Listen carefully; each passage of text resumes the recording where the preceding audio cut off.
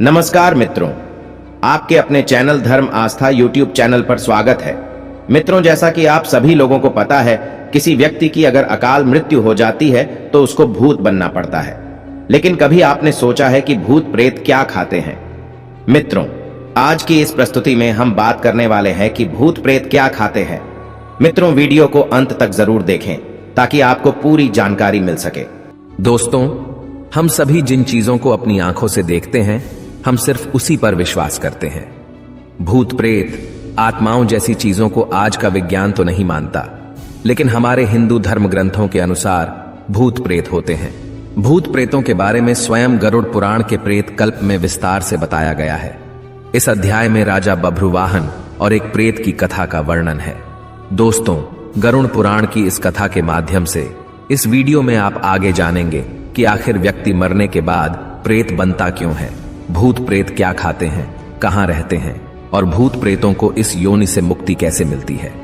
आपसे अनुरोध है कि चैनल को सब्सक्राइब कर लें और कमेंट बॉक्स में जय श्री नारायण लिखकर परमात्मा को अपना आभार व्यक्त करें।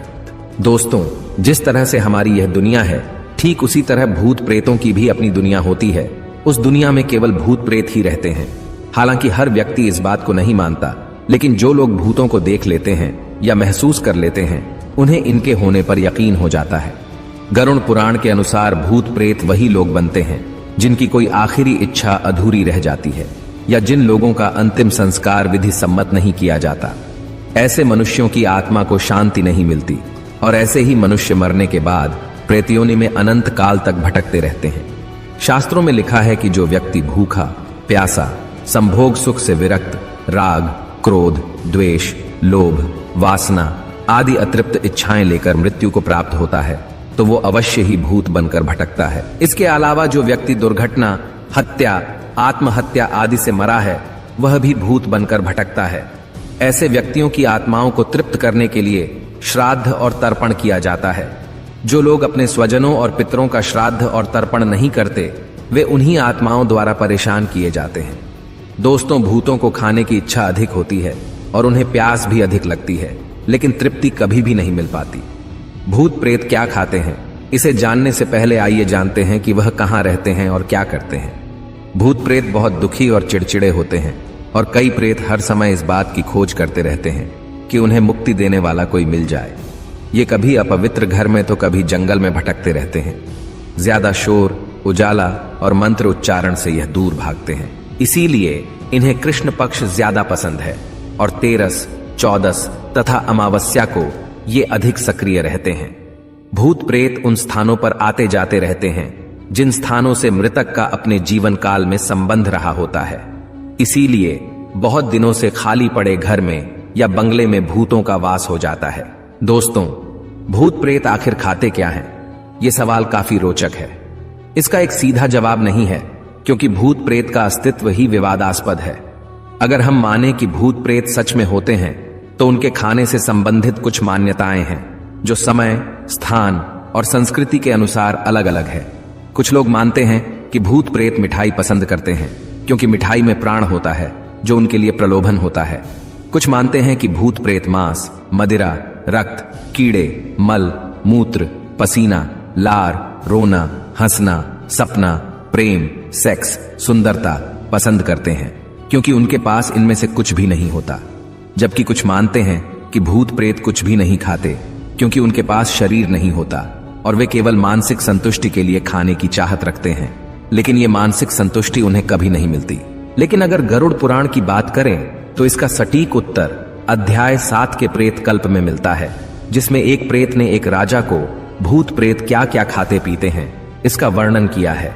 तो दोस्तों, अब आइए गरुड़ पुराण में लिखित त्रेता युग की उस कथा को जानते हैं, जिसमें एक प्रेत ने एक राजा को प्रेत योनि से जुड़े आश्चर्यजनक तथ्य बताए हैं, जिसे जानने के बाद आपको भी अपने प्रश्नों के सारे उत्तर मिल जाएंगे। दोस्तों, एक बार पक्षीराज गरुड़ ने भगवान विष्णु से पूछा कि हे प्रभु, किन कर्मों के कारण मनुष्य मृत्यु के बाद प्रेत योनि को प्राप्त होता है?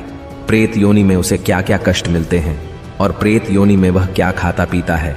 कृपया कर विस्तार से बताएं।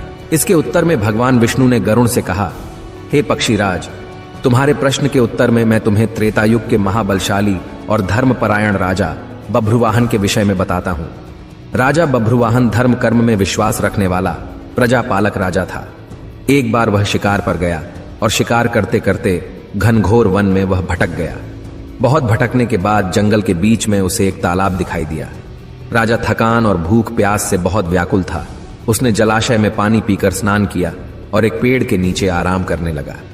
तभी एक भयानक प्रेत उसके सामने आया और बड़ी विनम्रता से कहा, हे धार्मिक व्यक्ति, आप कौन हैं?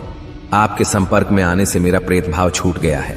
तब राजा ने उस प्रेत से पूछा, तुम कौन हो और किन कर्मों के कारण तुम्हें यह प्रेतत्व प्राप्त हुआ है, और यहां इतने डरावने घनघोर वन में क्यों हो, तथा किस विधि से तुम्हें इस योनि से मुक्ति प्राप्त होगी? तब प्रेत बोला, हे राजन, जिन मृतकों का अंतिम संस्कार, श्राद्ध तर्पण, दशागात्र विधान जैसे कर्मकांड नहीं होता, तथा जो लोग अकाल मृत्यु, अपमृत्यु और पाप कर्मों से मर जाते हैं, वे सब प्रेत रूप में यहां निवास करते हैं और अतृप्त अवस्था में हमेशा भटकते रहते हैं। हे राजन, हम प्रेत किसी भी भौतिक वस्तु को ग्रहण कर तृप्त नहीं हो पाते। इस वन में सुंदर फल विद्यमान है, फिर भी मैं भूख प्यास से पीड़ित हूं, क्योंकि मुझे जल और फल किसी की भी प्राप्ति नहीं हो पाती। हे राजन, अब मैं आपको अपने पूर्व जन्म के बारे में बताता हूं। मृत्यु से पूर्व मैं विदिशा नामक नगर में रहता था। वैश्य जाति में उत्पन्न हुआ था। उस जन्म में मेरा नाम सुदेव था। मैं खूब दान करता था। देवताओं पितरों को नियम से पूजन तर्पण आदि किया करता था, जिससे वे संतुष्ट रहते थे। किंतु मेरी कोई संतान न होने से मेरे सभी पुण्य कार्य निष्फल हो गए। मेरा कोई मित्र, बंधु, बांधव नहीं था, इसलिए किसी ने मेरा अंतिम संस्कार नहीं किया। इस कारण मुझे प्रेत योनि की प्राप्ति हो गई और मैं अनंत काल से इसी योनि में भटक रहा हूं।